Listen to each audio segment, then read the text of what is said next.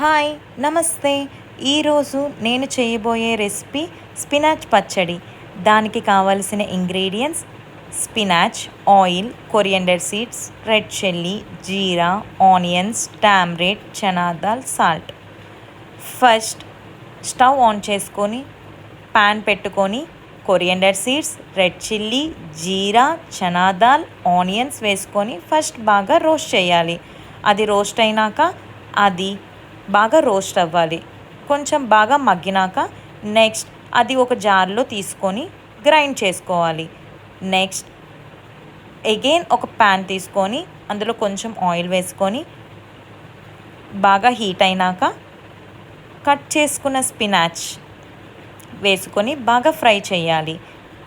అది కొంచెం మగ్గినాక కొంచెం చిల్లీ పౌడర్ వేసుకొని సాల్ట్ వేసుకొని కొంచెం దగ్గర అయినంత వరకు మగ్గించాలి. మగ్గించినాక మనం ఫస్ట్ పేస్ట్ చేసుకున్నాం కదా గ్రైండ్ చేసుకొని, ఆ పేస్ట్ని మనం ఈ స్పినాచ్లో వేసుకొని ఒక 2-3 మినిట్స్ ఫ్రై చేసి స్టవ్ ఆఫ్ చేసుకోవచ్చు. అంతే, చాలా ఈజీగా ఉంది కదా. అయితే మీరు కూడా ట్రై చేయండి. ఎలా ఉందో కామెంట్ చేయండి. Please like and share.